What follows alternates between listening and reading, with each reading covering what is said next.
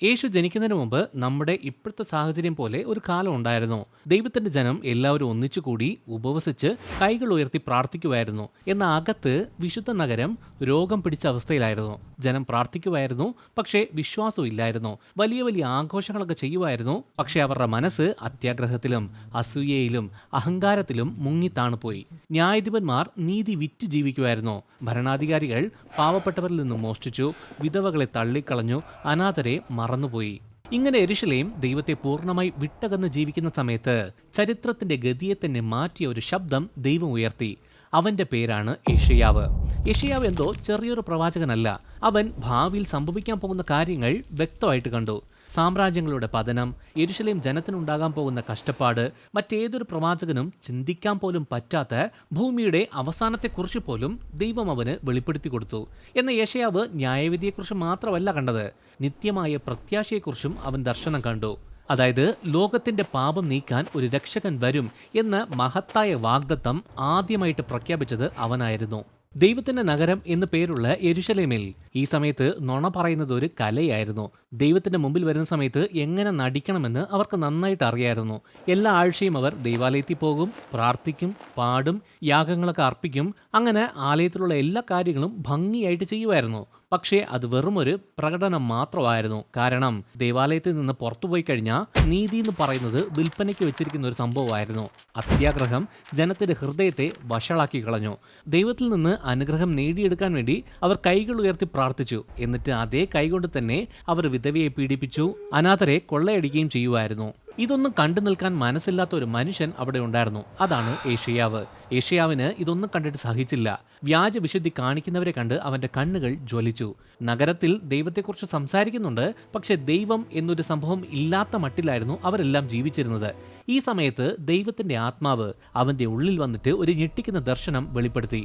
അവൻ ഏറ്റവും ശുദ്ധമായ രൂപത്തിൽ വഞ്ചന എന്നൊരു കാര്യം കണ്ടു. സ്വന്തം മക്കൾ തന്നെ അപ്പനെ ഉപേക്ഷിച്ചു കളഞ്ഞു. കോപവും ദേഷ്യവും നിറഞ്ഞ ആ ദൈവത്തിന്റെ ശബ്ദം അവൻ പ്രഖ്യാപിച്ചു: ആകാശമേ കേൾക്ക, ഭൂമിയെ ശ്രദ്ധിക്കുക. യഹോവ അരുളി ചെയ്യുന്നു, ഞാൻ മക്കളെ പോറ്റി വളർത്തി, എന്നാൽ അവരെനിക്കെതിരെ മത്സരിച്ചു. കാള തന്റെ ഉടമസ്ഥനെയും കഴുത തന്റെ യജമാനന്റെ പുൽത്തൊട്ടിയെയും അറിയുന്നു, എന്നാൽ ഇസ്രായേലോ തിരിച്ചറിയുന്നില്ല, എന്റെ ജനം മനസ്സിലാക്കുന്നതുമില്ല. പെട്ടെന്ന് ആ ദർശനം ഭയാനകമായി മാറി. യെരൂശലേമിലുള്ള ജനം മുഴുവൻ യുദ്ധകളത്തിൽ ഉപേക്ഷിക്കപ്പെട്ട ഒരു മരിക്കുന്ന ശരീരം പോലെ അവന്റെ മുമ്പിൽ കിടക്കുന്നത് അവൻ കണ്ടു. ശരീരം ആസകലം മുറിവുകളാണ്.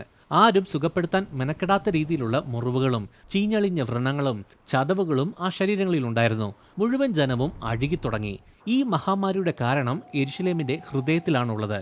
ദൈവം പിന്നെയും പ്രവാചകനിലൂടെ പറഞ്ഞു: നോക്ക്, വിശ്വസ്തമായിരുന്ന നഗരം ഒരു വേശ്യയായി മാറിയതെങ്ങനെ. ഒരിക്കൽ അതിൽ ന്യായം നിറഞ്ഞിരുന്നു, നീതി അതിൽ കുടികൊണ്ടിരുന്നു. എന്നാൽ ഇപ്പോൾ കൊലപാതകികൾ അതിൽ വസിക്കുന്നു. നിങ്ങളുടെ പ്രഭുക്കന്മാർ മത്സരികൾ, കള്ളന്മാരുടെ പങ്കാളികൾ തന്നെ. അവരെല്ലാവരും കൈക്കൂലി ആഗ്രഹിക്കുകയും പ്രതിഫലം ഇച്ഛിക്കുകയും ചെയ്യുന്നു. അവർ അനാഥർക്ക് വേണ്ടി വ്യവഹരിക്കുന്നില്ല, വിധവയുടെ അപേക്ഷ പരിഗണിക്കുന്നതുമില്ല. വ്യർത്ഥമായ യാഗങ്ങൾ ഇനി നിങ്ങൾ അർപ്പിക്കരുത്. അതിനാൽ നിങ്ങൾ കൈമലർത്തി പ്രാർത്ഥിക്കുമ്പോൾ ഞാൻ എൻ്റെ കണ്ണുകൾ നിങ്ങളിൽ നിന്ന് അകറ്റിക്കളയും. നിങ്ങൾ പ്രാർത്ഥനകൾ എത്ര മടങ്ങായി വർദ്ധിപ്പിച്ചാലും ഞാൻ കേൾക്കയില്ല, കാരണം നിങ്ങളുടെ കൈകൾ രക്തപങ്കിലമാണ്.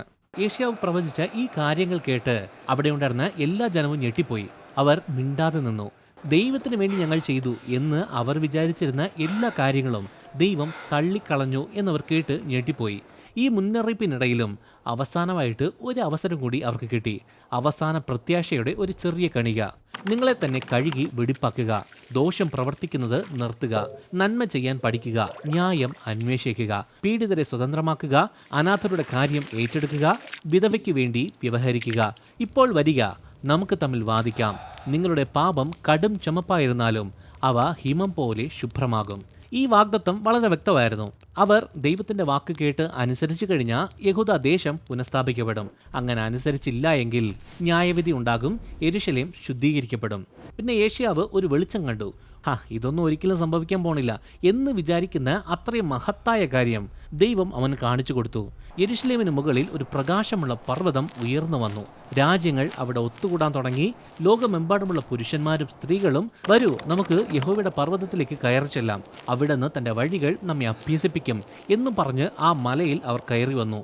യുദ്ധങ്ങൾ ഇനി ഉണ്ടാകത്തില്ല, ആളുകൾ തമ്മിൽ തമ്മിൽ കൊല്ലില്ല, അവർ വിളവെടുക്കാനും സമാധാനത്തിൽ ജീവിക്കുന്നതിനു വേണ്ടി പരിശീലിക്കപ്പെടും. ദൈവരാജ്യത്തിന്റെ ഒരു ദർശനമായിരുന്നു ഇത്. എന്നാൽ ഇസ്രായേലിൽ അങ്ങനെയല്ലായിരുന്നു.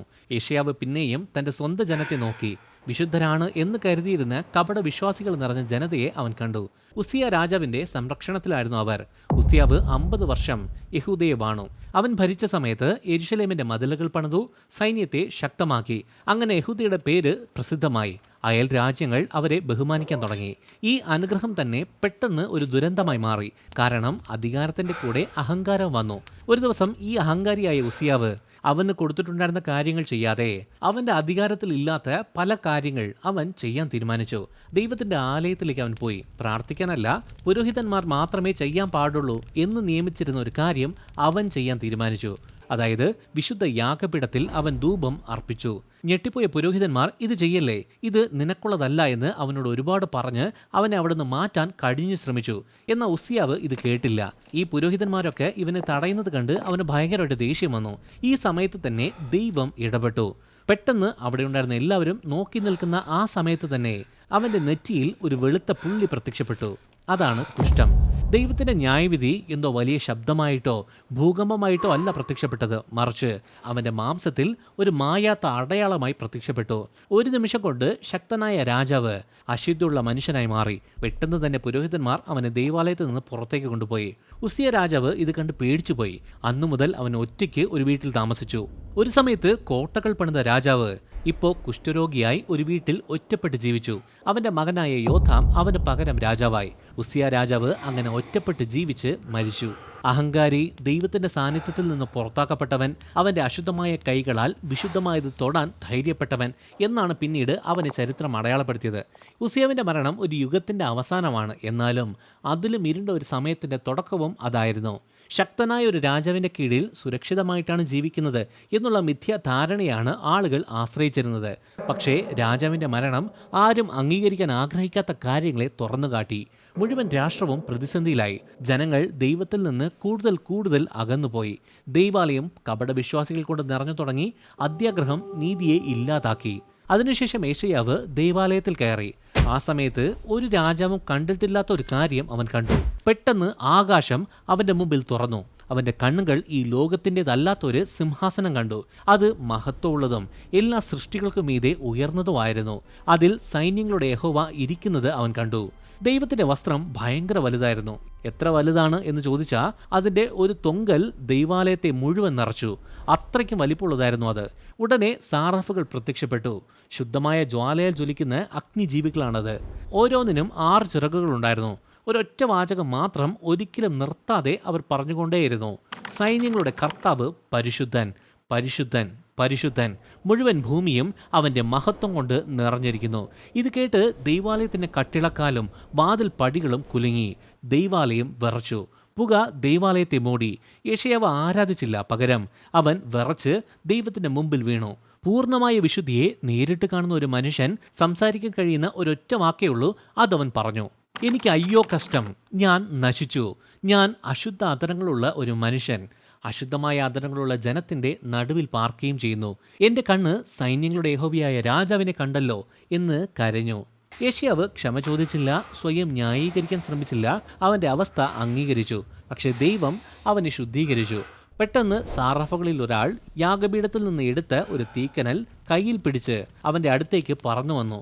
എന്നിട്ട് പ്രവാചകന്റെ വായിൽ തൊട്ടിട്ട് പറഞ്ഞു: നോക്ക്, ഇത് നിന്റെ അധരങ്ങളെ സ്പർശിച്ചതിനാൽ നിന്റെ അകൃത്യം നീക്കപ്പെട്ടിരിക്കുന്നു, നിന്റെ പാപം ക്ഷമിക്കപ്പെട്ടിരിക്കുന്നു. അതിനുശേഷം സിംഹാസനത്തിൽ നിന്ന് ദൈവം സംസാരിച്ചു: ഞാൻ ആരെ അയക്കേണ്ടു? ആർ നമുക്ക് വേണ്ടി പോകും എന്ന്. യെശയ്യാവ് മറുപടി പറഞ്ഞു: അടിയനിതാ, അടിയനെ അയക്കണമേ എന്ന്. ഈ ദൗത്യം മഹത്വമുള്ളതല്ലായിരുന്നു. ബഹുമാനമോ പെട്ടെന്നുള്ള വിജയമോ ഉണ്ടാകില്ല. ദൈവം അവന് വ്യക്തമായ മുന്നറിയിപ്പ് കൊടുത്തു: നിങ്ങൾ എപ്പോഴും കേട്ടുകൊണ്ടിരിക്കും, എന്നാൽ ഒരിക്കലും ഗ്രഹിക്കയില്ല. നിങ്ങൾ എപ്പോഴും കണ്ടുകൊണ്ടിരിക്കും, എന്നാൽ ഒരിക്കലും ഗ്രഹിക്കയില്ല. ഈ ജനത്തിന്റെ ഹൃദയം കഠിനമാക്കുക, അവരുടെ കാതുകൾ മന്ദമാക്കുക, അവരുടെ കണ്ണുകൾ അന്ധമാക്കുക. ഇതൊരു കഠിനമായ സത്യമായിരുന്നു. ജനം കണ്ണുകൾ മനഃപൂർവ്വം തുറക്കാൻ തയ്യാറല്ലായിരുന്നു. അവർ ആ സന്ദേശം നിരസിക്കാൻ സാധ്യതയേറെയാണ്. ഇത് കേട്ട് പേടിച്ചിട്ട് യെശയ്യാവ് ചോദിച്ചു: ഇത് എത്ര കാലം ഉണ്ടായിരിക്കും എന്ന്. ദൈവം അതിന് മറുപടി പറഞ്ഞു: പട്ടണങ്ങൾ ശൂന്യമാകുന്നത് വരെ, നിവാസികൾ ഇല്ലാതാകുന്നത് വരെ, വീടുകൾ ആളില്ലാതാകുന്നത് വരെ, ദേശം പാഴും ശൂന്യവും ആകുന്നത് വരെ തന്നെ. എന്നിരുന്നാലും ആ ന്യായവിധിയിൽ പോലും ഒരു വാഗ്ദത്തം ഉണ്ടായിരുന്നു.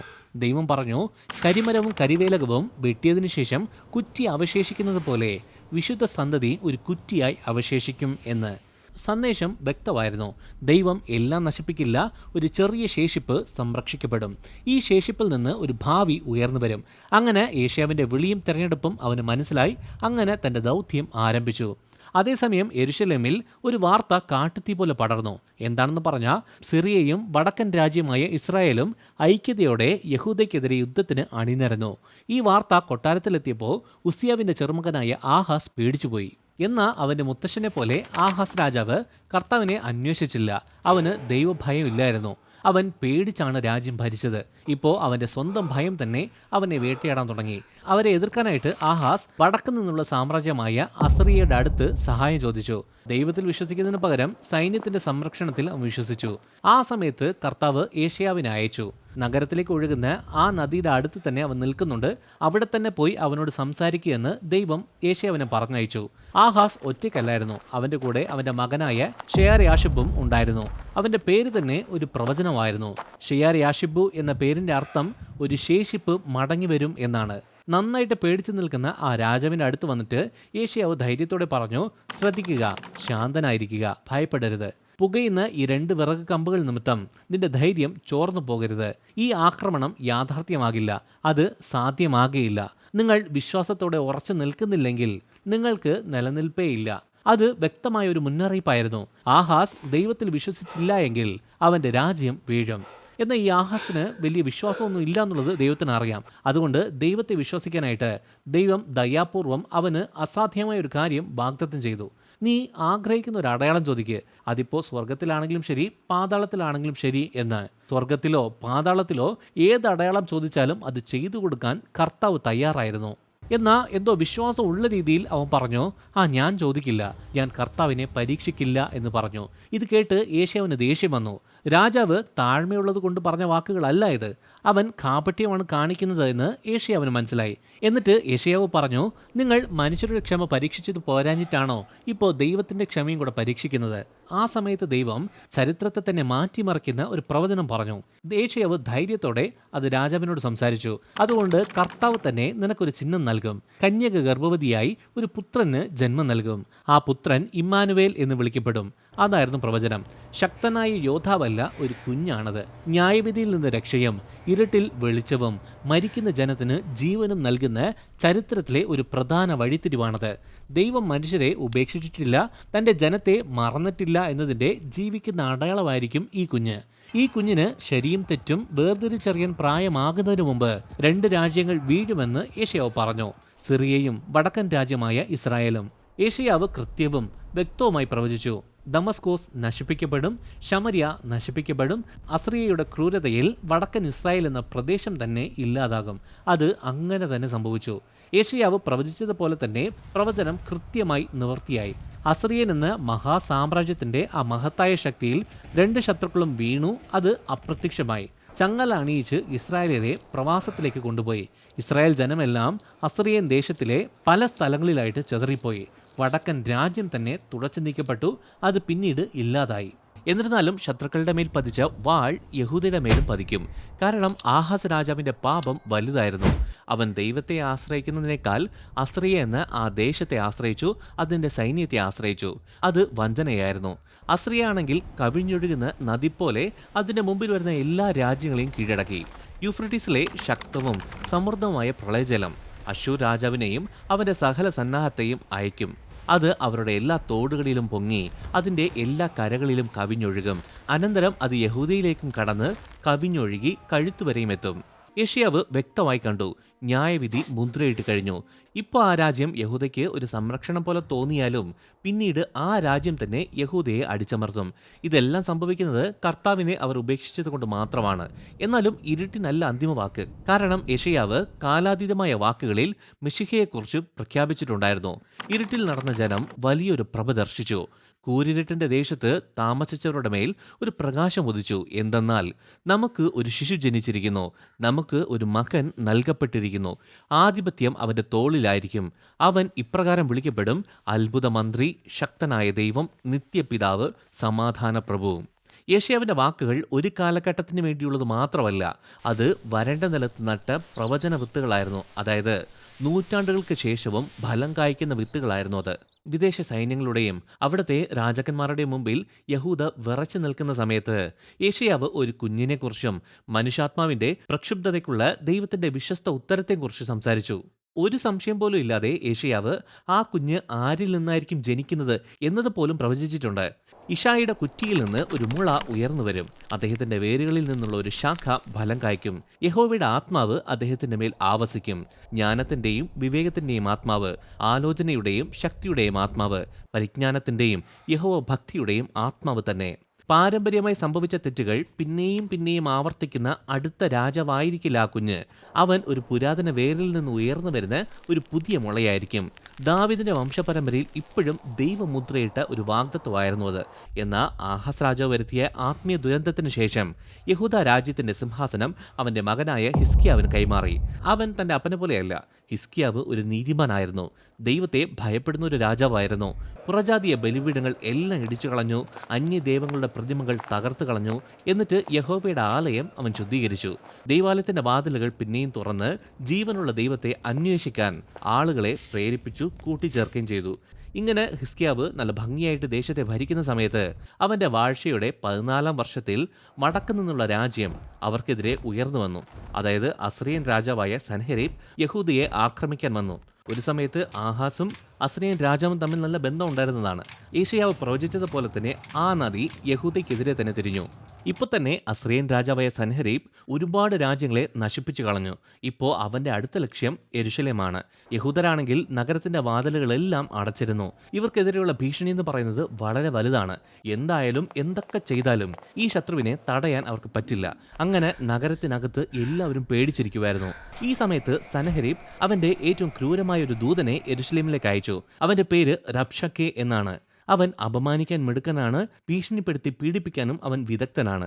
അങ്ങനെ യെരുശലേമിന്റെ വാതിലിന് മുമ്പിൽ നിന്നുകൊണ്ട് ധൈര്യത്തോടെ പറയാൻ തുടങ്ങി. അത് അസ്രിയൻ ഭാഷയിലല്ല, എല്ലാവർക്കും മനസ്സിലാക്കാൻ വേണ്ടി എബ്രായ ഭാഷയിൽ തന്നെ അവൻ ഭീഷണിപ്പെടുത്തി. അങ്ങനെ എബ്രായ ഭാഷയിൽ തന്നെ ഭീഷണിപ്പെടുത്താനുള്ള കാരണം ആ കോട്ടയ്ക്ക് മുകളിൽ നിൽക്കുന്ന ജനമെല്ലാം കേട്ട് എത്രയും വേഗത്തിൽ തന്നെ രാജാവിൻ്റെ അടുത്ത് സംസാരിച്ച് ഈ രാജ്യവും അവന്റെ മുമ്പിൽ ചെന്ന് ഏൽപ്പിച്ചു കൊടുക്കാൻ വേണ്ടിയാണ്. റബ്ഷക്കെ ഇങ്ങനെ പറഞ്ഞു: നിങ്ങളുടെ രാജാവ് പറയുന്നത് കേട്ട് നിങ്ങൾ വെറുതെ നശിച്ചു പോകരുത്. നിങ്ങളുടെ ദൈവത്തിൽ വെറുതെ ആശ്രയിച്ചിട്ട് കാര്യമില്ല. മറ്റ് രാജ്യങ്ങൾക്കും ഇതേപോലെ അവരവരുടെ ദൈവം ഉണ്ടായിരുന്നു. എന്നിട്ടും ആ ദൈവങ്ങളൊന്നും ഞങ്ങളുടെ കയ്യിൽ നിന്ന് അവരെ രക്ഷിച്ചില്ലല്ലോ. ശമര്യയിലെ ദൈവൻ എവിടെ? അവരുടെ ദൈവത്തിന് അവരെ എൻ്റെ കയ്യിൽ നിന്ന് രക്ഷിക്കാൻ കഴിഞ്ഞില്ലല്ലോ. ഇതുപോലെ തന്നെയാണ് നിങ്ങളുടെ യഹോവയും. മര്യാദയ്ക്ക് ഞങ്ങൾക്ക് കീഴടങ്ങുക, വെറുതെ ചെറുത്തു നിൽക്കരുത്, നശിച്ചു പോകും എന്ന് പറഞ്ഞു. റബ്ഷക്കെ പറഞ്ഞ കാര്യങ്ങൾ ഹിസ്കിയ രാജാവ് കേട്ട സമയത്ത് അവൻ തന്റെ വസ്ത്രം കീറി രട്ടുടുത്ത് ആലയത്തിലേക്ക് പോയി. രാജാവ് ഉടൻ തന്നെ ദൈവത്തിലേക്ക് തിരിഞ്ഞു. യെശയ്യാ പ്രവാചകൻ എവിടെയാണെന്ന് നോക്കാനായിട്ട് അവൻ ദൂതന്മാരെ അയച്ചു. അങ്ങനെ പ്രവാചകൻ ഹിസ്കിയാവിന് ഇങ്ങനെ മറുപടി കൊടുത്തു: യഹോവ ഇപ്രകാരം അരുളി ചെയ്യുന്നു, നീ കേട്ട വാക്കുമൂലം ഭയപ്പെടേണ്ട. അവൻ ഒരു പ്രത്യേക വാർത്ത കേട്ട് സ്വന്തം ദേശത്തേക്ക് മടങ്ങും. അവിടെ വെച്ച് അവൻ വാളിനിരയാകും എന്ന് പറഞ്ഞു. ഇങ്ങനെയൊക്കെ വാഗ്ദത്തം കേട്ടു. എങ്കിലും അതുപോലെയല്ല സംഭവിക്കുന്നത്. അസിറിയൻ സൈന്യം ഒരുപാട് ഭീഷണി കത്തുകളും ഒരുപാട് ദൂതന്മാരെയും അയക്കാൻ തുടങ്ങി. പിന്നെയും സൻഹെരീബ് ഭീഷണികൾ അയച്ചു. ഈ പ്രാവശ്യം ദൈവത്തെ തന്നെ പരിഹസിച്ച് അപമാനിച്ചെഴുതി. ഹിസ്കിയാവ് കത്തുകൾ വായിച്ചു. എന്നിട്ട് അതിനെ ആലയത്തിലേക്ക് കൊണ്ടുവന്ന് ദൈവസന്നിധിയിൽ വെച്ച് പ്രാർത്ഥിച്ചു: അങ്ങ് ഏക സത്യ ദൈവമാണ്. കർത്താവെ, അങ്ങയുടെ ചെവികൾ തുറന്ന് ഈ മനുഷ്യന്റെ നിന്ദാവാക്കുകൾ കേൾക്കണേ. ഭൂമിയിലെ എല്ലാ രാജ്യങ്ങളും അങ്ങാണ് ഏക സത്യ ദൈവമെന്ന് അറിയേണ്ടതിന് ഞങ്ങളെ രക്ഷിക്കണമേ എന്ന് പറഞ്ഞു പ്രാർത്ഥിച്ചു. പിന്നെ യേശയ്യാവ് രാജാവിന് ഒരു വാഗ്ദത്തം കൂടി പറഞ്ഞു: അയാൾ ഈ നഗരത്തിൽ പ്രവേശിക്കുകയില്ല, ഇവിടേക്ക് ഒരു അസ്ത്രം പോലും തൊടുക്കുകയില്ല. എനിക്ക് വേണ്ടിയും എൻ്റെ ദാസനായ ദാവീദിനു വേണ്ടിയും ഞാൻ ഈ നഗരത്തെ പ്രതിരോധിച്ച് ഇതിനെ രക്ഷിക്കും. അത് അങ്ങനെ തന്നെ സംഭവിച്ചു. അന്ന് രാത്രിയിൽ തന്നെ ഒരു മനുഷ്യന്റെ വാള് പോലും ഉപയോഗിക്കാതെ യഹോവയുടെ ഒരു ദൂതൻ അസ്രിയൻ പാളയത്തിലേക്ക് ഇറങ്ങി വന്നു. അന്ന് രാത്രിയിൽ തന്നെ 1,85,000 പടയാളികൾ മരിച്ചുപോയി. അന്ന് രാത്രിയിൽ എന്തൊക്കെ കാര്യങ്ങളാണ് സംഭവിച്ചത് എന്ന വിഷയത്തെക്കുറിച്ച് ഒരു വീഡിയോ ചെയ്തിട്ടുണ്ട്. അതിൻ്റെ ലിങ്ക് മുകളിൽ ഐക്കാർഡിലും താഴെ ഡിസ്ക്രിപ്ഷനിലും വീഡിയോയുടെ അവസാനത്തിലും ലിങ്ക് കൊടുക്കാം. കാണാത്തവർ കാണുക. പിറ്റേ ദിവസം രാവിലെ സൻഹെരീബ് ഉണർന്ന സമയത്ത് സൈന്യം മൊത്തം മരിച്ചു കിടക്കുന്നത് അവൻ കണ്ടു. എന്തു ചെയ്യണമെന്ന് ഒരു പിടുത്തവുമില്ലാതെ അവൻ നിനവയിലേക്ക് തന്നെ തിരിച്ചുപോയി. അവിടെ അവൻ സ്വന്തം ക്ഷേത്രത്തിൽ വെച്ച് സ്വന്തം മക്കൾ തന്നെ അവനെ കൊന്നുകളഞ്ഞു. യെശയ്യാവ് പ്രവചിച്ചതുപോലെ തന്നെ യെരുശലേം നശിച്ചില്ല. ഇങ്ങനെ വിജയിച്ച ഉടൻ തന്നെ യെശയ്യാവ് ഒരു മുന്നറിയിപ്പും ഇല്ലാതെ കൊട്ടാരത്തിലെത്തി. യെശയ്യാവ് രാജാവിൻ്റെ അടുത്ത് പറഞ്ഞു, നീ മരിക്കാറായി, അതുകൊണ്ട് നിന്റെ വീട് ക്രമീകരിക്ക്, നിനക്ക് സൗഖ്യം ഉണ്ടാകത്തില്ല എന്ന്.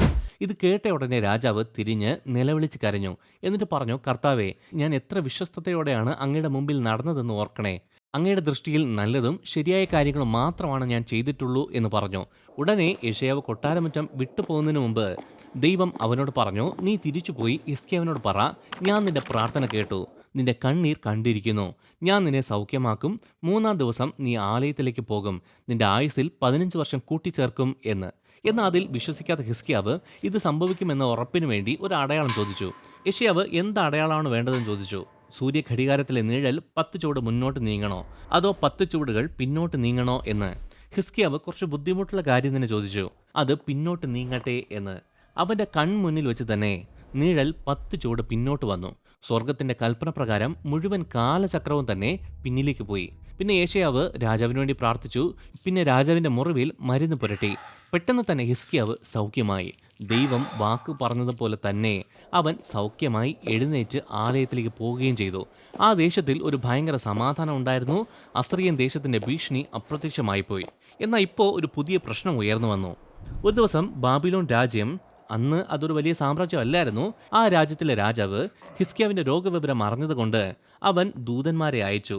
സമ്മാനങ്ങളും അഭിനന്ദന വാക്കുകളും അയച്ചുകൊണ്ട് അവർ ബാബിലോൺ രാജാവായ മെർദോക് ബലദാന്റെ പേരിൽ അവിടെ വന്നു. അവർ ഹിസ്കീയ രാജാവിനുണ്ടായ അത്ഭുത രോഗശാന്തിയും സൂര്യൻ പിന്നിലേക്ക് പോയ അടയാളമെല്ലാം കേട്ട് ഞെട്ടിപ്പോയി. അതിനുശേഷം എന്താണ് സംഭവിച്ചത് എന്നറിയാനായിട്ട് അവർ വളരെ ആകാംക്ഷയോടെ ചോദിച്ചു, സംസാരിച്ചു. ഇത്രയും താല്പര്യത്തോടെ ചോദിക്കുന്നത് കേട്ട് രാജാവിന് അഹങ്കാരം കയറി. എന്നിട്ട് അവൻ വല്ലാത്തൊരു തെറ്റ് ചെയ്തു. അവൻ അവർക്ക് ദേശത്തുള്ള എല്ലാ മഹത്വമുള്ള കാര്യങ്ങളും കാണിച്ചു കൊടുത്തു. എല്ലാം എന്ന് പറഞ്ഞാൽ എല്ലാം. അവൻ അവർക്ക് ദേശത്തിലുള്ള എല്ലാ മഹത്വമുള്ള കാര്യങ്ങളും കാണിച്ചു കൊടുത്തു. ദൈവാലയത്തിലുള്ള നിധികൾ, രാജകീയ സ്വർണം, മറച്ചു വെച്ചിരുന്ന നിക്ഷേപങ്ങൾ, ആയുധശാലകൾ, കലവറകൾ എല്ലാം, അതായത് യഹൂദ ശക്തിയുടെ ഓരോ കോണും തുറന്നു കാണിച്ചു.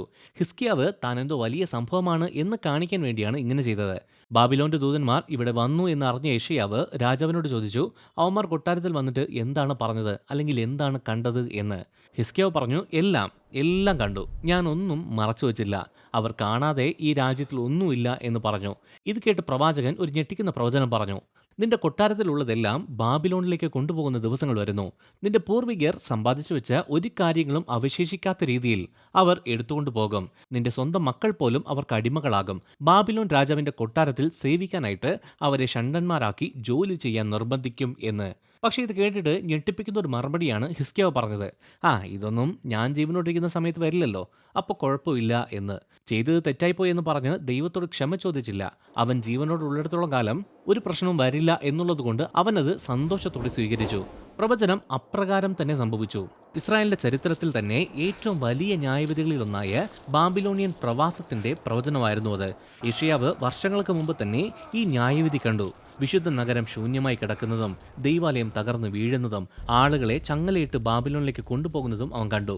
ഹിസ്കീയ രാജാവിന്റെ കാലത്ത് ഇത് സംഭവിച്ചില്ല. പക്ഷേ വർഷങ്ങൾക്ക് ശേഷം അത് സംഭവിച്ച സമയത്ത് ഓരോ വാക്കും സത്യമാണ് എന്ന് തെളിയിക്കപ്പെട്ടു. BC 597 നെബൂഖദ്നേസർ രാജാവ് യെരുശലേമിനെ പ്രവചിച്ചതുപോലെ തന്നെ ആക്രമിച്ചു. ന്യായവിധി അനിവാര്യമാണെന്ന് തോന്നിയാലും അതിന്റെ ഉദ്ദേശം വലുതായിരുന്നു. ജനത്തിന്റെ ഹൃദയങ്ങളെ ഉണർത്തുക, ഉടമ്പടി പുനഃസ്ഥാപിക്കുക, പ്രവാസത്തിൽ പോലും ദൈവം അവരെ ഒരിക്കലും ഉപേക്ഷിച്ചിട്ടില്ല എന്ന ആളുകളെ ഓർമ്മിപ്പിക്കുക എന്നതായിരുന്നു. ബാബിലോണിൽ പോലും വാഗ്ദത്തം നിലനിൽക്കുന്നുണ്ടായിരുന്നു. അതായത് ചാരത്തിൽ നിന്ന് ഒരു പുതിയ തുടക്കം ഉണ്ടാകും. ന്യായവിധി പ്രഖ്യാപിച്ചു കഴിഞ്ഞിട്ട് യെശയ്യാവ് പ്രവചനം അവസാനിപ്പിക്കുന്നില്ല. ആരും പ്രതീക്ഷിക്കാത്ത ഒരു പ്രവചനം കൂടി അവൻ പറഞ്ഞു. അതാണ് പ്രത്യാശ. യെശയ്യാവ് 40-ാം അധ്യായം 1-ാം വാക്യം ഇങ്ങനെ പറയുന്നു, ആശ്വസിപ്പിക്കുക, എന്റെ ജനത്തെ ആശ്വസിപ്പിക്കുക എന്ന് നിങ്ങളുടെ ദൈവം അരുളി ചെയ്യുന്നു. യെരുശലേമിനോട് ദയാപൂർവം സംസാരിച്ച്, അവളുടെ യുദ്ധത്തിന്റെ കാലം കഴിഞ്ഞിരിക്കുന്നു, അവളുടെ അകൃത്യം ക്ഷമിക്കപ്പെട്ടിരിക്കുന്നു, അവളുടെ എല്ലാ പാപങ്ങൾക്കും യഹോവയുടെ കയ്യിൽ നിന്ന് ഇരട്ടി ശിക്ഷ അനുഭവിച്ചു കഴിഞ്ഞിരിക്കുന്നു എന്നും അവളോട് വിളിച്ചു പറയുക. ഈ സന്ദേശം ശക്തർക്ക് വേണ്ടിയുള്ളതല്ല, മറിച്ച് തകർന്നവർക്ക് വേണ്ടിയുള്ളതായിരുന്നു. വീടും ദൈവാലയവും അവരുടെ വ്യക്തിത്വവും നഷ്ടപ്പെട്ടവർക്ക് വേണ്ടിയുള്ളതായിരുന്നു അത്. ബാബിലോണിൽ പ്രവാസികളായ ഒരു തലമുറയോട് യെശയ്യാവ് പ്രവചിച്ചു. ഈ പ്രവാസകാലത്ത് സങ്കല്പിക്കാൻ പോലും കഴിയാത്ത ഒരു കാര്യം അവൻ പ്രവചിച്ചു. ദൈവം തന്നെ നിങ്ങൾക്കായി ഇറങ്ങി വരും. മരുഭൂമിയിൽ വിളംബരം ചെയ്യുന്ന ശബ്ദം, മരുഭൂമിയിൽ യഹോവയ്ക്ക് വേണ്ടി പാത നേരെയാക്കുക, നമ്മുടെ ദൈവത്തിന് ഒരു രാജവീതി നിരപ്പാക്കുക. എല്ലാ താഴ്വരകളും ഉയർത്തപ്പെടും, എല്ലാ പർവ്വതങ്ങളും കുന്നുകളും താഴ്ത്തപ്പെടും, നിരപ്പില്ലാത്തത് നിരപ്പായി തീരട്ടെ, കഠിന പ്രതലങ്ങൾ ഒരു സമതല ഭൂമിയായും. ഈ വാഗ്ദത്തം വെറുമൊരു ഭൗതിക തിരിച്ചുവരവ് എന്ന് മാത്രമല്ല, മറിച്ച് ആത്മീയവുമായിരുന്നു. ദൈവം തന്റെ ജനത്തെ സ്വതന്ത്രമാക്കും, അതുമാത്രമല്ല ദൈവം തന്നെ അവരുടെ ഇടയിൽ വന്ന് വസിക്കും. അങ്ങനെ ദൈവം വന്ന് താമസിക്കുന്ന സമയത്ത് ആരും അദ്ദേഹത്തെ സംശയിക്കാതിരിക്കാൻ വേണ്ടി യേശയ്യാവ് അത് വ്യക്തമായിട്ട് പറഞ്ഞു. അപ്പോൾ ദൈവത്തെ നിങ്ങൾ ആരോട് താരതമ്യം ചെയ്യും? ഏതു രൂപത്തോടാണ് നിങ്ങൾ ദൈവത്തെ ഉപമിക്കുന്നത്? മഹാസാഗരങ്ങളെ തന്റെ ഉള്ളം കൈയാൽ അളക്കുകയും പർവ്വതങ്ങളെ ത്രാസുകൊണ്ടും മലകളെ തുലാം കൊണ്ടും തൂക്കുകയും ചെയ്യുന്നത് ആര്? അവിടുന്ന് നക്ഷത്ര സമൂഹത്തെ അണിയണിയായി മുന്നോട്ട് കൊണ്ടുവന്ന് അവയെയെല്ലാം പേർ ചൊല്ലി വിളിക്കുന്നു. അവിടുന്ന് ക്ഷീണിതർക്ക് ശക്തി നൽകുന്നു, ബലം കുറഞ്ഞവരുടെ ബലം വർദ്ധിപ്പിക്കുന്നു. യഹോവയ്ക്കായി കാത്തിരിക്കുന്നവർ അവരുടെ ശക്തി പുതുക്കും. അവർ കഴുകന്മാരെ പോലെ ചിറകടിച്ചുയരും. അവർ ഓടും, ക്ഷീണിക്കയില്ല. അവർ നടക്കും, തളർന്നു പോവുകയുമില്ല. തകർന്നവരുടെ മുറിവ് കെട്ടുന്ന രീതിയിലുള്ള ശബ്ദമായിരുന്നു ഈ ഒരു പ്രവചനം. പ്രവാസത്തിൽ അയച്ച ദൈവം തന്നെ അവരെ സ്വന്തം നാട്ടിലേക്ക് തിരിച്ചു കൊണ്ടുവരും. യേശയ്യാവ് പിന്നെയും പ്രവചിച്ചു, അന്ന് ബാബിലോൺ ആയിരുന്നു ഏറ്റവും വലിയ രാജ്യം, ഏറ്റവും വലിയ സൈന്യം. ഈ സമയത്ത് പേർഷ്യ എന്നൊരു രാജ്യത്തെക്കുറിച്ച് കേട്ടുകേൾവി മാത്രമേ ഉള്ളൂ. ആ സമയത്ത് പ്രവാചകൻ കോരേഷ് എന്നൊരു രാജാവിനെ കുറിച്ച് പ്രവചിച്ചു. ഈ കോരേഷ് രാജാവാകുന്നതിന് 150 വർഷങ്ങൾക്ക് മുമ്പ് തന്നെ അവന്റെ പേര് പറഞ്ഞ് അവൻ എന്ത് ചെയ്യും എന്നും പ്രവചിച്ചു. യഹോവ തന്റെ അഭിഷിക്തനായ കോരേഷിനോട് ഇപ്രകാരം അരുളി ചെയ്യുന്നു: ജനതകളെ അദ്ദേഹത്തിന്റെ മുന്നിൽ കീഴടക്കാനും രാജാക്കന്മാരുടെ അരക്കച്ചകൾ അഴിക്കാനും കവാടങ്ങൾ അടയ്ക്കപ്പെടാതിരിക്കേണ്ടതിന് അദ്ദേഹത്തിന്റെ മുമ്പിൽ വാതിലുകൾ തുറക്കാനുമായി യഹോവയായ ഞാൻ അദ്ദേഹത്തിന്റെ വലം കൈ പിടിച്ചിരിക്കുന്നു. ദൈവം ഒരു അന്യമത വിശ്വാസിയായ രാജാവിനെ എന്റെ അഭിഷിക്തൻ എന്ന് പറഞ്ഞു. അത് കോരേഷ് എന്തോ ദൈവവിശ്വാസി ആയതുകൊണ്ടല്ല, മറിച്ച് അവൻ ദൈവത്തിന്റെ ഉദ്ദേശം ചെയ്യുന്നത് കൊണ്ടാണ് അങ്ങനെ പറഞ്ഞത്. കോരേഷ് ഒരു ഇസ്രായേലിയനല്ല, പക്ഷേ അവൻ ദൈവത്തിന്റെ പദ്ധതി നടപ്പിലാക്കാൻ തിരഞ്ഞെടുക്കപ്പെട്ട ഒരു രാജാവായിരുന്നു. അവൻ ദൈവജനത്തിന്റെ വിമോചകനായി തീരും. അത് അങ്ങനെ തന്നെ സംഭവിച്ചു. 150 വർഷങ്ങൾക്ക് ശേഷം കോരേഷ് ബാബിലോൺ പിടിച്ചെടുത്തു. എന്നിട്ട് അവൻ യഹൂദന്മാരെ സ്വതന്ത്രരാക്കി. അതാരും നിർബന്ധിച്ചല്ല. യെശയ്യാവ് പ്രവചിച്ചതുപോലെ തന്നെ യെരൂശലേമിലേക്ക് മടങ്ങാനും ആലയം പുനർനിർമ്മിക്കാനും അവരെ അനുവദിച്ച് അവർക്ക് വേണ്ട സഹായം ചെയ്തു കൊടുത്തു. ബാബിലോണിൽ നിന്ന് തിരിച്ചു വരുന്നതിനെക്കുറിച്ചും കോരേഷ് രാജാവ് എന്തൊക്കെ കാര്യങ്ങളാണ് ചെയ്യുന്നത് എന്നതിനെക്കുറിച്ച് പറഞ്ഞതിനു ശേഷം യെശയ്യാവ് പിന്നെയും ആഴമായ കാര്യങ്ങൾ പ്രവചിച്ചു. ദൈവം ഈ പ്രാവശ്യം ഒരു വലിയ കാര്യത്തെക്കുറിച്ച് വെളിപ്പെടുത്തി. ജ്ഞാനികൾ പോലും ആശയക്കുഴപ്പത്തിലാകുന്ന ഒരു നിഗൂഢ രഹസ്യം അവൻ പ്രവചിച്ചു. ദൈവം ഒരു പ്രത്യേക ദാസനെ കുറിച്ച് പറഞ്ഞു. ഗർഭപാത്രത്തിൽ തന്നെ തിരഞ്ഞെടുക്കപ്പെട്ടവൻ, ആത്മാവിനാൽ നയിക്കപ്പെടുന്നവൻ, സൈനിക ശക്തിയോ യുദ്ധതന്ത്രങ്ങളോ ഒന്നുമില്ലാതെ സൗമ്യതയോടെ വരുന്ന ഒരു പ്രത്യേക ദാസൻ. അങ്ങനെ യേശയ്യാവ് രക്ഷയുടെ ആ മഹത്വം കണ്ടു. അവൻ ഇതുവരെ പ്രവചിച്ചതിൽ വച്ച് ഏറ്റവും ഞെട്ടിക്കുന്നതായിരുന്നു അത്. ഇതാ ഞാൻ ശാക്തീകരിക്കുന്ന എൻ്റെ ദാസൻ, ഞാൻ സംതൃപ്തനായിരിക്കുന്ന എൻ്റെ തിരഞ്ഞെടുക്കപ്പെട്ടവൻ. ഞാൻ എൻ്റെ ആത്മാവിനെ അവൻ്റെ മേൽ വയ്ക്കും. അവൻ രാഷ്ട്രങ്ങൾക്ക് ന്യായം നടത്തിക്കൊടുക്കും. അവൻ നിലവിളിക്കുകയോ ശബ്ദമുയർത്തുകയോ ഇല്ല. തെരുവീഥികളിൽ അവൻ്റെ ശബ്ദം കേൾക്കുകയുമില്ല. ചതഞ്ഞ ഞാങ്ങണ അവൻ ഒടിക്കുകയില്ല. പുകയുന്ന തിരി കെടുത്തു കളയുമില്ല. അവൻ വിശ്വസ്തയോടെ ന്യായപാലനം നടത്തും. ഈ ദാസൻ ഇസ്രായേലിൽ ഉണ്ടായിരുന്ന ന്യായാധിപന്മാരെ പോലെയോ യഹൂദയിലെ രാജാക്കന്മാരെ പോലെയോ ആയിരിക്കില്ല. അവൻ ശാന്തനായ ദൃഢനിശ്ചയമുള്ള ഒരു മനുഷ്യനായിരിക്കും. അവൻ സകല ജനത്തിനും വെളിച്ചം പകരും. യാക്കോബിന്റെ ചിതറിക്കിടക്കുന്ന ഗോത്രങ്ങളെ വീണ്ടും അവൻ ഒന്നിപ്പിക്കും. അതുമാത്രമല്ല, ജാതികൾക്ക് ഒരു ദീപസ്തംഭമായിരിക്കും. ഭൂമിയുടെ അറ്റം വരെ ഈ രക്ഷ ചെല്ലും. യേശയ്യാവ് ഇതെല്ലാം കേട്ട് അത്ഭുതപ്പെട്ടുപോയി. പക്ഷേ പെട്ടെന്ന് തന്നെ ആ ദർശനത്തിന്റെ ഗതി മാറി. കാരണം ആ ദാസൻ നിരസിക്കപ്പെടും എന്ന് മാത്രമല്ല, അവനെ അടിക്കും, അവന്റെ മേൽ തുപ്പും, എന്നിട്ട് ആ ദാസനെ വികൃതമാക്കുകയും ചെയ്യും. ദാസൻ തന്നെ പറഞ്ഞു, എന്നെ അടിക്കുന്നവർക്ക് ഞാൻ എൻ്റെ മുതുകും, രോമം പറിച്ചവർക്ക് ഞാൻ കവിളും കാട്ടിക്കൊടുത്തു. പരിഹാസത്തിൽ നിന്നും തുപ്പലിൽ നിന്നും ഞാൻ എൻ്റെ മുഖം മറച്ചു കളഞ്ഞില്ല. ഈ ദാസൻ ആദ്യം തന്നെ മഹത്വം കാണില്ല, ആദ്യം നിന്ദിക്കപ്പെടും. ഈ ദൈവത്തിന്റെ ദാസൻ എങ്ങനെ കഷ്ടപ്പെടുമെന്ന് പല സമയങ്ങളിലായിട്ട് ഈ യേശയ്യാവ് ദർശനത്തിൽ കണ്ടു. അവൻ മനുഷ്യരാൽ നിന്ദിക്കപ്പെടുകയും ഉപേക്ഷിക്കപ്പെടുകയും ചെയ്യും. അവൻ കഷ്ടത അനുഭവിക്കുന്നവനായും രോഗം ശീലിച്ചവനുമായും ആയിരുന്നു എന്ന് യേശയ്യാവ് കണ്ടു. അങ്ങനെ ഏതൊക്കെ രീതിയിലാണ് ആ ദാസൻ കഷ്ടം അനുഭവിക്കുന്നത് എന്ന് ആ ദർശനങ്ങളിൽ അവൻ കാണാൻ തുടങ്ങി. ഈ ദാസന് ഒരു പ്രത്യേകത ഉണ്ടായിരുന്നു. തന്നെ പീഡിപ്പിക്കുന്നവരെ വെറുക്കുകയോ ശപിക്കുകയോ ദുഷിക്കുകയോ ചെയ്തില്ല. ഈ ദാസൻ സകലരെയും സ്നേഹിച്ചു. മനുഷ്യർ തള്ളിക്കളഞ്ഞു എങ്കിലും ദൈവം അവനെ താങ്ങി നിർത്തി. ആ ദാസൻ ഇങ്ങനെ പറഞ്ഞു, യഹോവയായ കർത്താവ് എന്നെ സഹായിക്കും, അതിനാൽ ഞാൻ അപമാനിതനാകുകയില്ല. തന്മൂലം ഞാൻ എൻ്റെ മുഖം തീക്കല്ല് പോലെയാക്കി, ഞാൻ ലജ്ജിച്ചു പോകുകയില്ല എന്ന് എനിക്കറിയാം. ഈ ദർശനങ്ങളൊക്കെ കാണുന്ന സമയത്ത് യേശയ്യാവ് വിറയ്ക്കുമായിരുന്നു. പ്രത്യാശയുടെ ഒരു പ്രതിച്ഛായയായി തുടങ്ങിയ ആ ദാസൻ ഇപ്പോൾ ദാരുണമായ ഒരു വ്യക്തിയായി മാറി. അതിനുശേഷം യേശയ്യാവ് പറഞ്ഞു, ഈ ദാസൻ ഇതിനുശേഷം വെറും ഒരു സന്ദേശവാഹകൻ മാത്രമായിരിക്കില്ല, ഒരു യാഗമായി മാറും എന്ന് അവൻ പ്രവചിച്ചു. ഈ പ്രവാചകൻ ദൈവത്തിന്റെ സിംഹാസനം കണ്ടു, സാറാഫുകൾ പാടുന്നത് കേട്ടു, പല രാജാക്കന്മാരെയും സാമ്രാജ്യങ്ങളെയും ശാസിച്ചു. പക്ഷേ ഈ ദാസനെക്കുറിച്ചുള്ള പ്രവചനം അവനെ വല്ലാതെ ഉലച്ചു കളഞ്ഞു. നീതിമാനും നിരപരാധിയുമായ ഒരു മനുഷ്യൻ എല്ലാവരുടെയും പാപങ്ങൾക്ക് വേണ്ടി സ്വന്തം ഇഷ്ടപ്രകാരം കഷ്ടത അനുഭവിക്കുന്നു. അവൻ നിന്ദിക്കപ്പെടും, നിരസിക്കപ്പെടും, ദുഃഖത്താൽ തകർക്കപ്പെടും. എല്ലാവരും അവനെ തള്ളിക്കളയും. ശപിക്കപ്പെട്ടവനെ പോലെ അവനോട് എല്ലാവരും പെരുമാറും. അതിനുശേഷം യേശയ്യാവ് അത്ഭുതകരമായ ഒരു കാര്യം പ്രവചിച്ചു. അവൻ സ്വന്തം പാപങ്ങൾക്ക് വേണ്ടിയല്ല, മറിച്ച് നമ്മുടെ പാപങ്ങൾക്ക് വേണ്ടിയാണ് ഈ കഷ്ടപ്പാടുകളെല്ലാം അനുഭവിക്കുന്നത് എന്ന്. നിശ്ചയമായും അവൻ നമ്മുടെ രോഗങ്ങളെ വഹിച്ചു, നമ്മുടെ വേദനകളെ അവൻ ചുമന്നു. ദൈവമാണ് അവനെ ശിക്ഷിച്ചതും അടിച്ചതും പീഡിപ്പിച്ചതും എന്ന് നാം കരുതി. എന്നാ നമ്മുടെ ലംഘനങ്ങൾക്ക് വേണ്ടിയാണ് അവൻ മുറിവേറ്റത്, നമ്മുടെ അകൃത്യങ്ങൾ നിമിത്തമാണ് അവൻ തകർക്കപ്പെട്ടത്. നമ്മുടെ സമാധാനത്തിന് വേണ്ടിയുള്ള ശിക്ഷ അവന്റെ മേൽ പതിച്ചു. അവൻ സഹിച്ച മുറിവുകളാൽ നാം സൗഖ്യം പ്രാപിച്ചിരിക്കുന്നു. പുറത്തുനിന്ന് കാണുമ്പോൾ ഇത് ആ ദാസന് കിട്ടുന്ന ഒരു ശിക്ഷയാണെന്ന് നമുക്ക് തോന്നും. പക്ഷേ സത്യം പറഞ്ഞാൽ അതൊരു യാഗമായിരുന്നു. യേശയ്യാവ് ഇതെല്ലാം വ്യക്തമായി കണ്ടു. ഈ ദാസൻ ഒന്നിനോടും എതിർത്ത് പറയുകയോ പ്രതിരോധിക്കുകയോ ചെയ്യുന്നില്ല. ദൈവിക പദ്ധതി അനുസരിച്ച് സ്വന്തമായിട്ട് എല്ലാം സഹിച്ചു. എല്ലാവരുടെയും പാപങ്ങൾ സ്വന്തം ഇഷ്ടത്തോടെ സ്വീകരിച്ചു എന്ന് യേശയ്യാവ് കണ്ടു.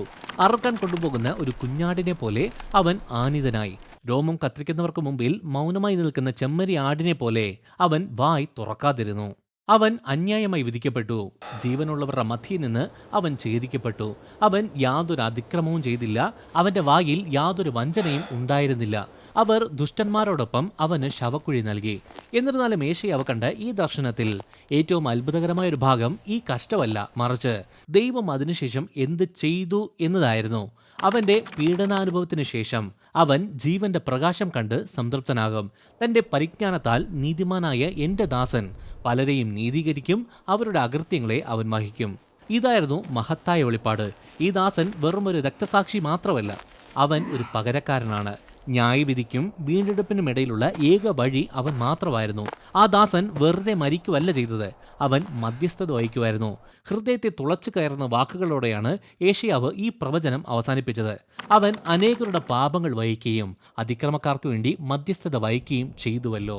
യഥാർത്ഥ മശിഹ ആദ്യം ഭരിക്കാൻ വേണ്ടിയല്ല വരുന്നത്, മറിച്ച് മുഴുവൻ ലോകത്തിൻ്റെയും പാപം കുരിശിൽ ചുമക്കാനാണ് വരുന്നത്.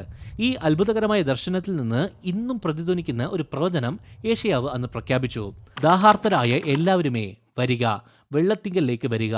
നിങ്ങൾ വന്ന് പണം കൊടുക്കാതെയും വില കൂടാതെയും മീഞ്ഞും പാലും വാങ്ങുക. നിങ്ങൾ ചെവി ചായ്ച്ചുകൊണ്ട് എൻ്റെ അടുക്കലേക്ക് വരിക. നിങ്ങൾക്ക് ജീവൻ ഉണ്ടാകേണ്ടതിന് ശ്രദ്ധിക്കുക.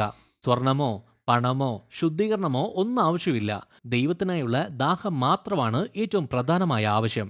കാരണം ശിക്ഷ സഹിച്ചവൻ ഇപ്പോൾ അനുരജ്ഞനം വാഗ്ദത്തം ചെയ്യുന്നുണ്ട്.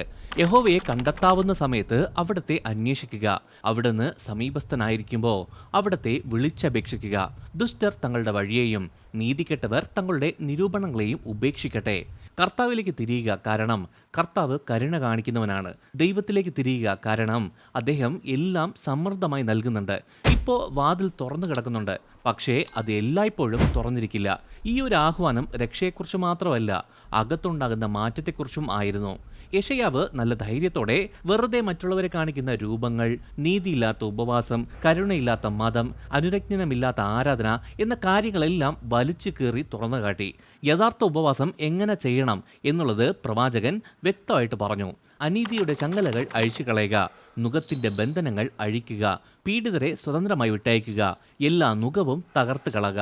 നിങ്ങൾക്ക് ഉപവസിക്കാൻ ആഗ്രഹമുണ്ടോ? ഉണ്ടെങ്കിൽ വിശക്കുന്നവരെ കണ്ടിട്ട് കാണാത്തവരെ പോലെ പോകരുത്. ആർക്കെങ്കിലും ഡ്രസ്സില്ല എന്നൊക്കെ അറിവ് കിട്ടുന്നുണ്ടെങ്കിൽ അവരെ നിങ്ങളാൽ കഴിയുന്ന രീതിയിൽ സഹായിക്കുക. നിങ്ങളുടെ സഹോദരന് എന്തെങ്കിലും ആവശ്യമുണ്ടെങ്കിൽ അത് നിങ്ങൾക്ക് കൊടുക്കാൻ കഴിയുമെങ്കിൽ അവരെ സഹായിക്കുക. എന്നാൽ മാത്രമേ നിങ്ങളുടെ വെളിച്ചം പ്രഭാതം പോലെ പ്രകാശിക്കത്തുള്ളൂ. വ്യക്തിപരമായ രക്ഷയെക്കുറിച്ച് മാത്രമല്ല യേശയ്യാവ് പ്രവചിച്ചത്. കർത്താവ് തിരഞ്ഞെടുക്കപ്പെട്ട ചുരുക്കം ചിലർക്ക് മാത്രം ഉള്ളതല്ല എന്ന് വ്യക്തമായി പ്രഖ്യാപിച്ചു. പലർക്കും അംഗീകരിക്കാൻ കഴിയാത്ത ഒരു കാര്യം യേശയ്യാവ് ദർശനത്തിൽ കണ്ടു. രക്ഷ ഇസ്രായേലിന് മാത്രമുള്ളതല്ല, മറിച്ച് എല്ലാവർക്കും വേണ്ടിയുള്ളതാണ്. പുരോഹിതന്മാർക്ക് മാത്രം കയറാനും യഹൂദന്മാർക്ക് മാത്രം ആരാധിക്കാനും ഉണ്ടായിരുന്ന ദൈവാലയം അതായത് മറ്റുള്ളവരിൽ നിന്ന് വേറിട്ട് ദൈവത്തിന്റെ സ്വന്തം ജനം അവർ മാത്രമാണ് എന്ന് വിചാരിച്ചിരുന്ന ഒരു കാലത്ത് യെശയ്യാവ് ഞെട്ടിക്കുന്ന ഒരു കാര്യം പറഞ്ഞു. എന്റെ ആലയം സകല ജനതകൾക്കുമുള്ള പ്രാർത്ഥനാലയം എന്ന് വിളിക്കപ്പെടും എന്ന്. ലോകത്തുള്ള എല്ലാ ജനവും, അതായത് യഹൂദ നിയമത്തിൽ ജനിച്ചവർ മാത്രമല്ല, 10 കൽപ്പനകൾ പാലിക്കുന്നവർ മാത്രമല്ല, വിദേശിയും മുറിവേറ്റവരും അനുദപിക്കുന്ന പാപിയും, അങ്ങനെ എല്ലാവരും സത്യദൈവത്തിലേക്ക് മടങ്ങിവരും. അതൊരു സമൂലമായ ദർശനമായിരുന്നു. വാതിൽ എല്ലാ സമയത്തും തുറന്നിട്ടിരിക്കുന്ന ഒരു ദേവാലയം. യേശു ഭൂമിയിൽ വന്ന് മരിക്കുന്നതിന് മുമ്പേ തന്നെ യെശയ്യാവ് ഇങ്ങനെയൊക്കെ സംഭവിക്കുമെന്ന് വ്യക്തമായി തന്റെ ദർശനത്തിൽ കണ്ടു. ദൈവം നീതിമാന്മാരെ മാത്രമല്ല എല്ലാവരെയും സ്വീകരിക്കുന്നു എന്നാണ്. ഇസ്രായേലരെ മാത്രമല്ല സകല ജാതികളെയും ലോകത്തുള്ള സകല മനുഷ്യരെയും ദൈവം സ്നേഹിക്കുന്നു എന്നാണ്. നൂറ്റാണ്ടുകൾക്ക് ശേഷം ഇത് തന്നെയാണ് സംഭവിച്ചത്. വ്യാപാരികളെ കൊണ്ട് നിറഞ്ഞിരുന്ന ആ ദൈവാലയം കണ്ടിട്ട് യേശുവിന് ദേഷ്യം വന്നു. അവിടെ ഉണ്ടായിരുന്ന എല്ലാവരെയും പുറത്താക്കി യെശയ്യാവ് പറഞ്ഞ അതേ വാക്ക് പറഞ്ഞു. എന്റെ ആലയം പ്രാർത്ഥനാലയം എന്ന് വിളിക്കപ്പെടുമെന്ന് തിരുവെഴുത്തിൽ രേഖപ്പെടുത്തിയിരിക്കുന്നു. നിങ്ങളോ അതിനെ കൊള്ളക്കാരുടെ ഗുഹ ആക്കി തീർക്കുന്നു. സത്യദൈവത്തെ അന്വേഷിക്കുന്ന എല്ലാവരെയും സ്വാഗതം ചെയ്യുന്ന അതിരുകളില്ലാത്ത ഒരു രാജ്യമാണ് ഇത് എന്ന് യെശയ്യാവ് വ്യക്തമായി പ്രവചിച്ചു. അങ്ങനെ ദാഹിക്കുന്നവർക്ക് വെള്ളവും വിശക്കുന്നവർക്ക് അപ്പവും പീഡിതർക്ക് നീതിയും, മാത്രമല്ല കല്ല് മണ്ണ് എന്നതിൽ മാത്രം ഒതുങ്ങാത്ത എല്ലാ മനുഷ്യവർഗത്തിനും ഒരു അഭയസ്ഥാനമായി മാറിയ ഒരു ദൈവാലയമാണ് ഇത് എന്ന് യെശയ്യാവ് പ്രവചിച്ച് തന്റെ പ്രവചനം അവസാനിപ്പിച്ചു. യെശയ്യാവ് അവസാനവും പുതിയ തുടക്കവും കണ്ടു. എന്നിരുന്നാലും അവൻ മാത്രമല്ല ഇങ്ങനെയുള്ള ദർശനം കണ്ടത്. ഇതേ വാഗ്ദത്തം നൂറ്റാണ്ടുകൾക്ക് ശേഷം യോഹന്നാന്റെ വെളിപ്പാട് പുസ്തകത്തിലും പ്രതിധ്വനിക്കുന്നുണ്ട്.